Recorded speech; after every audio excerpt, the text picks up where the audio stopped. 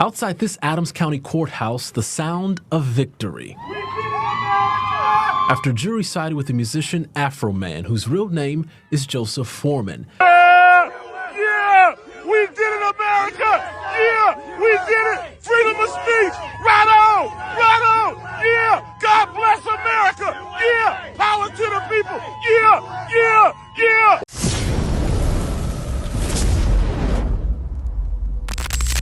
Quick pause real quick, because things out there are tight now for everybody. I know a lot of people out there could benefit from accessing your money a little bit before payday. That's why I'm here to tell you about a banking app called Current that lets you get up to $750 paycheck advance if you qualify. It's worth checking out, and that's why Faucette Media is partnering with them. Right now, they're giving $75 to anybody that signs up using my link in the description or scans the QR code on screen. Scan the code, it'll take you straight to the sign-up page, go through the normal sign-up steps, enter your info, then order your Current card. After you complete those steps, you see the option to enter my promo code Faucette, which will unlock that $75 bonus. So if you want access to features like paycheck advance, faster direct deposit, and a $75 sign-up bonus for setting up direct deposit, sign up with my code Faucette. Hit the link in the description or scan the code on screen and get Current. Imagine the police raid your home. They find absolutely nothing and never file a single charge. But then they turn around and sue you because you made them look bad. That is the Afroman story in a nutshell. Back in August of 2022, deputies from the Adams County Sheriff's Office in Ohio descended upon his property. They tore his place apart looking for evidence of kidnapping and drug trafficking, but they walked away empty-handed and without a case. What nobody expected was those same officers would become the plaintiffs in a lawsuit against the homeowner just a few months later. This didn't happen because Afroman broke the law, but rather because of how he decided to handle the aftermath of their visit. This is one of the craziest, just zany and ridiculous cases that we've ever seen. And it's almost like justice served on a platter. Receding hairline, or it refers to, please? I'm sorry? What private fact of yours does that refer to? I mean, there's a picture of me, and let's see here, talking about,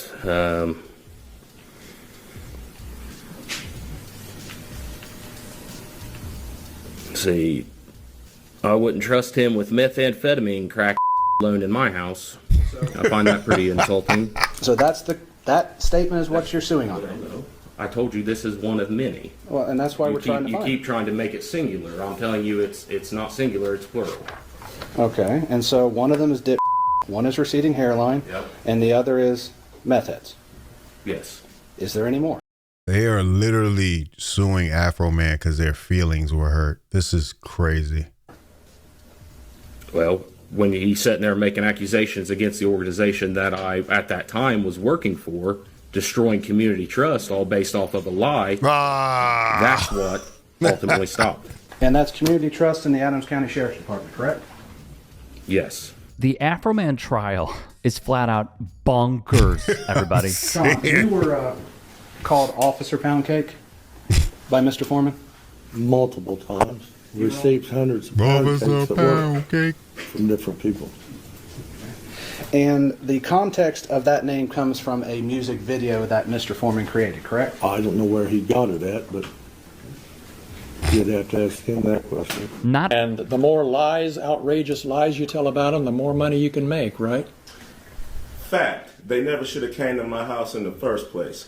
Fact. Right. If they hadn't have came to my house, they wouldn't have put themselves on the video camera and in my music career. Right. All of this is their fact. All of this is their fault, and they have the audacity to sue me. These people and you are the predators and the victim at the same time.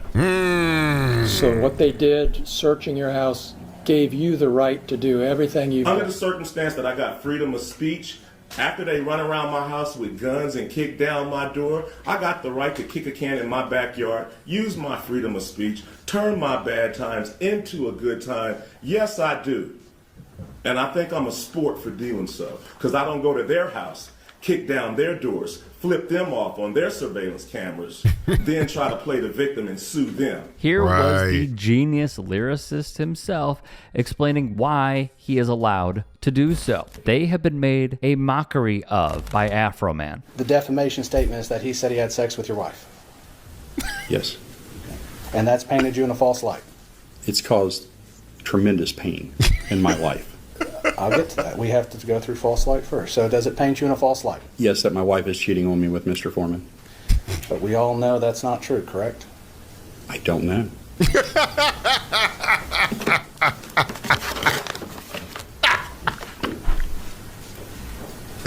Wait, you don't know if your wife's cheating on you or not? You want to go there? No, I just want to ask that question because you said we don't know.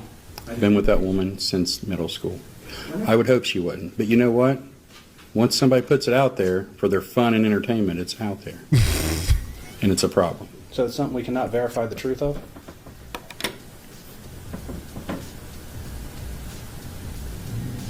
Is it a thing that can be verified, true or false? Ask your client. Let's pause here. I think this may be the greatest trial that I have ever come across because it is producing nothing but banger. Mr. Foreman posted that Lisa Phillips likes to have sex with other women. He used other words. She ate my ex-wife just like pizza. Eating, blah, blah, blah. Over and over, Lisa. Thousands of times on the internet. People saw it, people laughed, people from out of state, but people here in Adams County would sometimes. Yeah, it's a national story now. It kind of got it out of hand. I bet y'all didn't think it was going to go this far. But people here in Adams County would sometimes yell at her when they saw her. Hey, Lisa Lickumlow Phillips. After banger. So who is Sean Grooms? Sean Grooms is one of the police officers suing me. In the deposition, he said that he got a divorce because of me. My attorney reached out to his ex-wife, and come to find out, he actually got a divorce because he was having sex with like meth head, crackhead women on duty. He was giving them what I call penis plea deals. Explain that to me. I did. The penis plea deal. Oh, boy, Afroman is killing him. Yo, he's a legend for this. He is going down in history for this case. This is like 2 Live Crew going to Supreme Court. This is crazy. Recently got divorced. Did she divorce you solely because of this? Not solely, but What did she say exactly that this played into the divorce? she was tired of hearing about it. People asking her, was her husband a thief? And how could he do something like this? Or After banger. You posted videos about Brian Newland doing hard drugs and snitching on his friend, and you posted those based on rumors. I did. We can look at your deposition, but before you argue with me. This is classic material. This, along with the Lick 'em Low Lisa song, that the deputy Lisa had to listen to in court, and she put on the waterworks. Boy, she started bawling for no reason. This is just ridiculous, man. And none of this had to happen. None of this had to happen. But the ego of these sheriffs to run into this guy's place and do all this stuff, they brought it on themselves.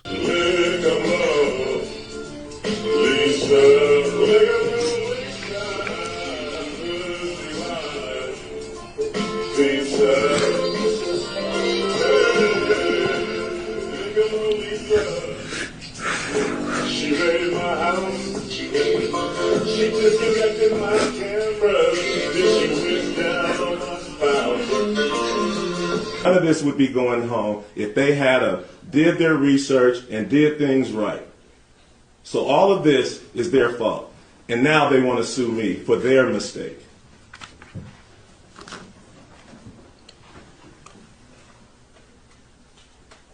Is there anything that could change your mind about what you're doing to these deputies?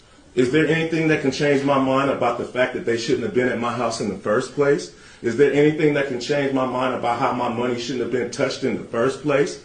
No. That's all the questions I have. Thank you. You're welcome. Freedom of speech! Right on! Right on! Yeah! God bless America! Yeah! Power to the people! Yeah! Yeah! Yeah! In all circumstances, the jury finds in favor of the defendant. No plaintiff verdict prevailed. So the matter will be concluded with defense verdicts. Thank you, Mr. Klingler. Thank you, Mr. Osborne. Thank you to the court staff and the Sheriff's Department for security in the building. And we'll go ahead and stand in adjournment. Thank you. You're welcome. So what actually went down here in the Afroman case, this thing was ridiculous. But the Adams County deputies executed a warrant on Afroman's house in Winchester, Ohio. Officers began rifling through his personal belongings and lounging on his furniture. They spent hours scouring every inch of the property, yet the entire operation ended without a single arrest or any evidence of a crime. There was no trafficking, no kidnapping, and the investigators eventually left with nothing to show for it. The one thing deputies didn't seem to account for was the high-end security camera system that captured every second of their behavior. When Afroman finally reviewed the footage, he didn't just call a press conference or post a typical rant on Instagram.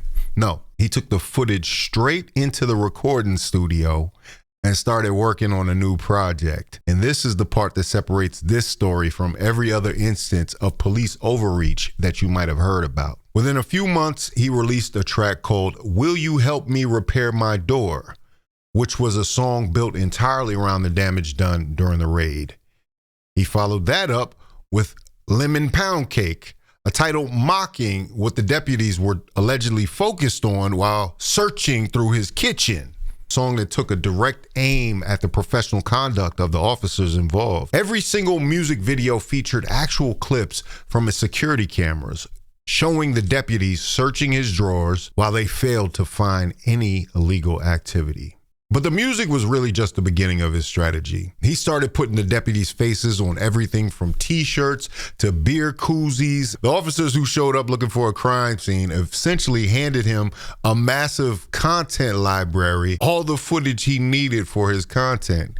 And he treated that footage exactly like a veteran rapper would. The thing most people miss when they treat this like a funny internet meme that is that Afroman wasn't just venting his frustrations. He was executing a deliberate product by product monetization of a traumatic event that happened on his property. Each song targeted a specific moment in the raid, and every new merch drop helped extend the news cycle for another few weeks. He was running a calculated media campaign where the deputies became the unwilling spokespeople for his brand. Yeah, if somebody violates you, you have the right to monetize it. That's Afroman's strategy. This is the man who's saying, "Because I got high" back in the day. But apparently he's still making some shrewd moves in his business. But there's a real logic here that goes way beyond the comedy of the situation. Afroman understood that the footage wasn't just evidence of a bad day. It was a valuable asset that he owned and could use however he saw fit, because the cameras were his and the event happened in his home. He had the right to turn those images into a business model. Watching the deputies abuse their power and go through his home became the visual anchor for every piece of content he produced. You aren't just hearing a story about a rumor. You're looking at the real faces and watching exactly what they did in high definition. You talk about being caught in 4K. That specific documented visibility is what made the merchandise so successful, because it was tied to something undeniable, something real. The deputies had a choice to make once the music started blowing up. They could have stayed quiet and let the news cycle fade away after a month or two, but these geniuses decided to file a lawsuit instead. By taking him to court, they handed Afroman a second act for his story that he didn't even have to write himself. Those officers sued him for emotional distress and invasion of privacy. The nerve of them. And that's where the legal battle turned into a total circus that was viral all around the internet. So all these deputies that decided to file a lawsuit against Afroman, and they really tried to throw the book at him. $1.5 million for Lisa Phillips from what she's been through for 3.5 years. May be going through for who knows how long. For Brian Newland, I'm asking you to issue a verdict for $1 million for what he's been through with his family, the loss of his dream job here in Adams County.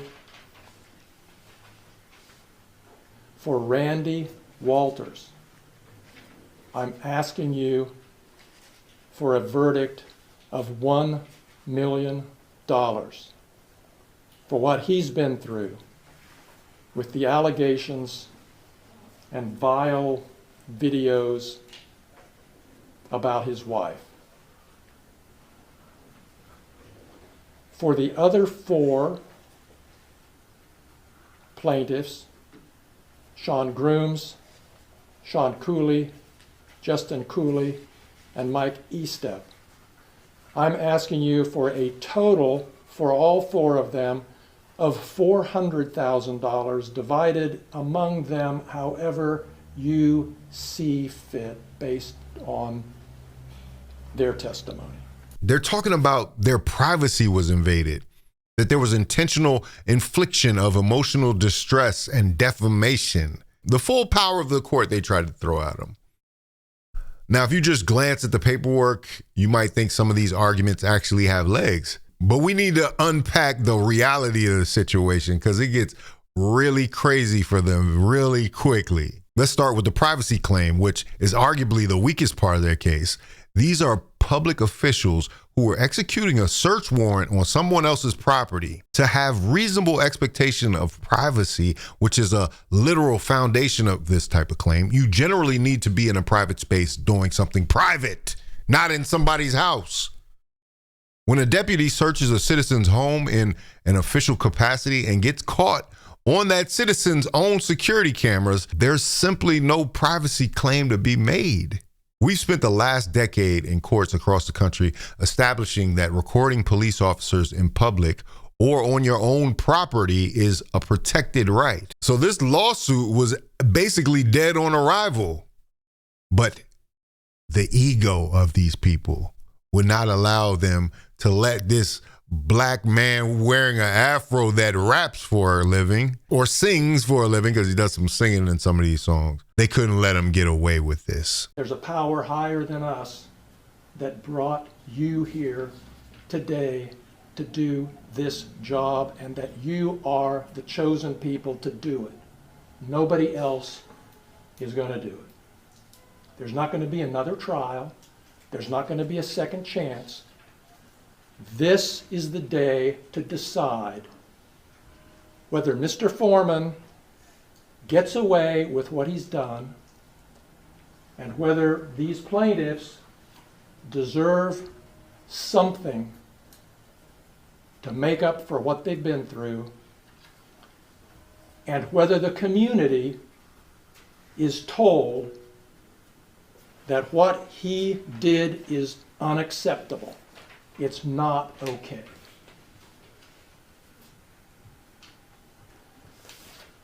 We talked about different kinds of damages.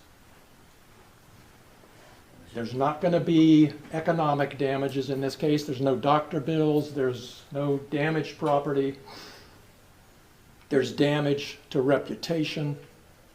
There's pain and suffering. There's public humiliation.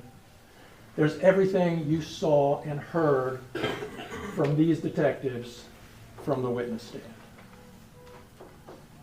And the only thing you can do as a jury to decide this case is to render a verdict of money that somehow stands in, somehow represents the harm that these deputy sheriffs have been put through over 3.5 years.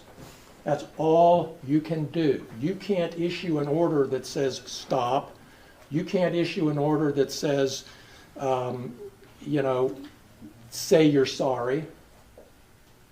All you can do is issue a verdict for an amount that fairly stands in, represents what they've been through, what they've lost. No one else is going to do it. The judge isn't going to do it. Court of Appeals isn't going to do it.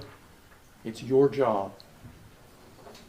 And you're the people meant to do it. A verdict for the plaintiffs will say that we don't condone, we don't approve, you can't get away with what Mr. Foreman's done. Not in this community, not in this country. That's not freedom of speech where we live.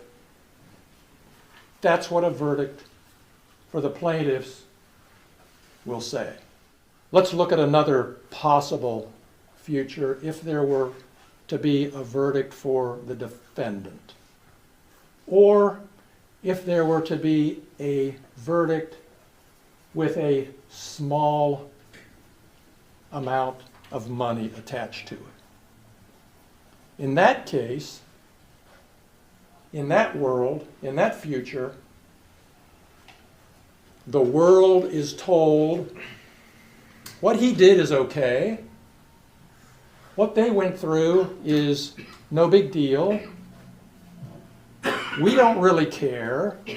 We think it's fine.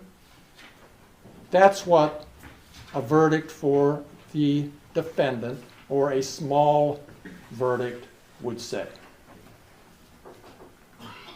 They would go home subject to even more ridicule. Yeah, you took him on and you lost. See, what he did was fine. I don't have to tell you, you know, that's not the message we want to send. It's not the message you want to send. Folks, I'm done. I've done all I can. These folks called me 3 years ago now and asked, what can we do to stop this? And here we are today. I've done what I can. They've done what they can. They've suffered through the publicity. They could have stopped this case at any time if they would have kowtowed to the pressure, public humiliation that Mr. Foreman continued to put them through, but they didn't.